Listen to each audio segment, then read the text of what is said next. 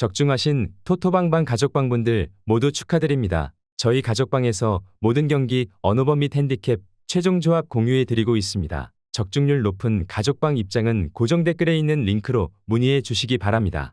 8월 21일 국내 축구 및 일본 축구 5경기 분석 시작하겠습니다. 첫 번째로 광주FC 대 울산현대 경기 알아보겠습니다. 먼저 광주는 강원을 상대로 패배를 기록했다. 강원을 상대로는 광주가 상당히 강했고 실제 경기 내용도 앞서 나가면서 기세를 잡았지만 뒷심에서 밀려버리고 말았다. 그래도 상대를 끌어당기고 공간을 상당히 넓게 쓰는 특유의 전술은 효과가 없지 않았다고 할 수 있을 것이다. 전체적으로 광주가 울산에게 강한 것도 이와 무관하지 않다. 현재 울산을 상대로는 4연승을 달리고 있는 흐름이기도 하다. 특히 광주는 울산을 상대로 최대한 한 골 차이의 신승을 만들어내는 편이다. 따라서 광주하면 생각나는 공격적인 운영이 아니라 상당히 수비적으로 나서면서 울산에게 답답함을 강요하는 모습이 잦다. 최근 3연승을 달리는 대진에서도 2골 차이의 스코어가 났던 기록은 없는 모습이다. 이어서 울산은 수원FC를 상대로 져버렸다.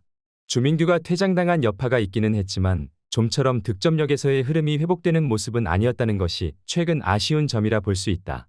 일단 울산이 상대의 중앙 블록을 돌파하는 것에는 어려움이 많은 편이다. 홍명보호에서도 상대가 대놓고 내려앉아버리는 상황에서는 유자 빌드업이 이어지면서 고생을 꽤나 했던 케이스다. 김판곤 감독도 이를 쉽게 개선하지는 못하고 있다. 그나마 대구전 승리 상황에서는 상대의 압박이 부족할 경우에 할 수 있는 플레이를 잘하는 모습을 보여주긴 했다. 하지만 광주의 플레이는 조직적으로 강한 압박에 능한 편이라는 점은 감안해야 할 것으로 보인다. 광주가 아주 공격적으로 진행할 가능성은 높지 않다고 보고 있는데 그럼에도 상대를 끌어당기고 넓은 공간을 저격하는 식의 카운터 운영은 충분히 기대를 걸어볼 가치가 있을 것으로 보이는 상황이다. 특히 울산이 낮은 라인과 압박을 주요 플레이로 펼치는 상대를 만나서는 중앙을 잘 뚫지는 못하고 있는 모습이다. 광주FC 승리를 추천합니다. 두 번째로 제주 유나이티드 대 포항 스틸러스 경기 알아보겠습니다. 먼저 제주는 서울 상대로 패배를 기록하고 말았다. 두 팀이 모두 중위권에서 머무르고 있어 상위 스플릿 행을 위해서는 승리가 필요했다.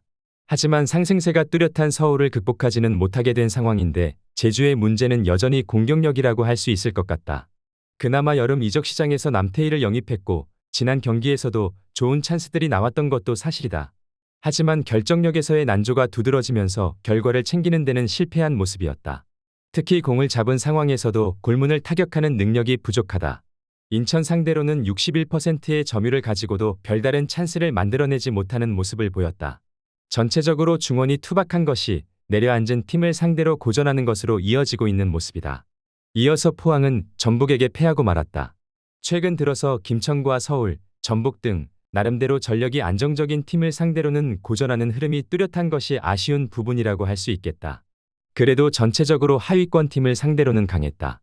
리그에서도 자신들보다 낮은 순위의 팀을 상대로는 홈과 원정을 가리지 않고 잘 지지 않는 흐름을 이어가고 있는 상태다.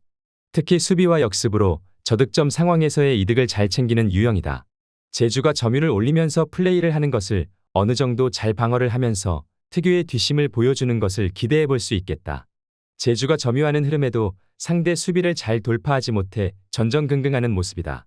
특히 포항은 전진하는 특성을 가지고 있는 상대를 잘 저격하는 편인데 압박을 위해서 끌려다니지 않으면서 오히려 공간을 넓게 쓰는 역습 상황에서 힘이 좋다.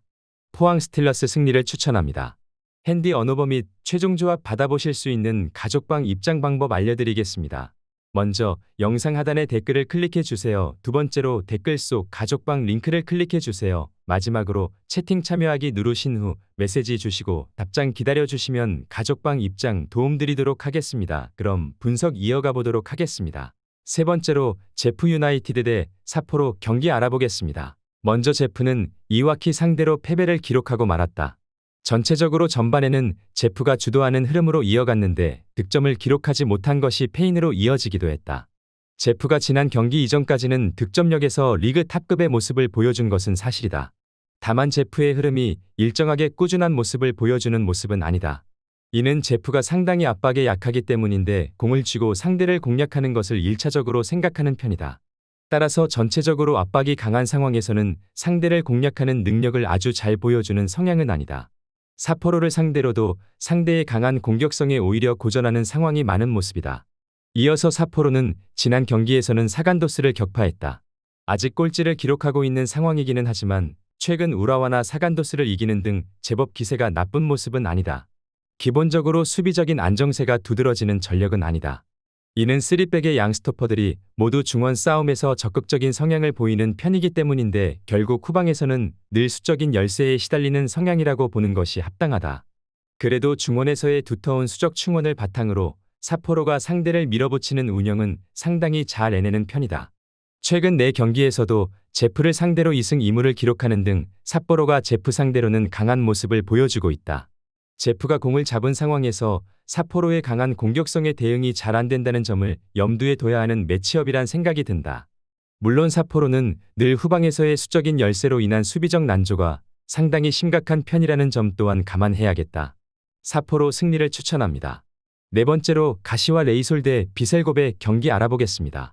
먼저 가시와는 최근 10경기 4승 2무 4패, 홈경기 2승 1무 2패를 기록하고 있다. 이번에 리그 개막을 하면서 그래도 지난 시즌보다는 나름 괜찮은 경기력을 보여주고 있으며 승률 50%를 기록하고 있습니다. 그리고 직전 시원한과의 경기에서 승리를 기록하면서 2연패에서 탈출을 기록했지만 아직까지 실점률이 굉장히 높은 상황이라고 볼 수 있다. 앞으로 수비적인 부분에서 보강이 필요하다고 보고 있으며 마오 사비우 유키 그롯 등 해외파 선수들과 일본 선수들의 활약이 더 나와줘야 되는 상황입니다. 이어서 비셀고베는 최근 10경기 4승 3무 2패, 원정 경기 2승 1무 1패를 기록하고 있다.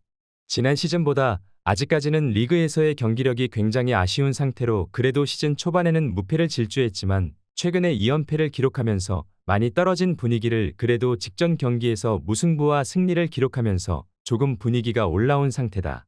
지난 시즌과 비슷하게 수비적인 부분이 굉장히 아쉬우며 쉽게 실점을 허용하고 있기에 공격 라인 선수들의 활약이 더 필요한 상황입니다. 현재 양팀의 분위기는 거의 비슷하다고 보는 편이 좋을 것으로 보인다. 그리고 양팀 최근 5번 맞대결에서는 2승 2무 1패로 가시와 레이솔이 근소하게 우위에 있는 상황이라는 점을 보면 굉장히 비등비등한 경기가 나올 것으로 예상되는 매치업이다. 무승부를 추천합니다.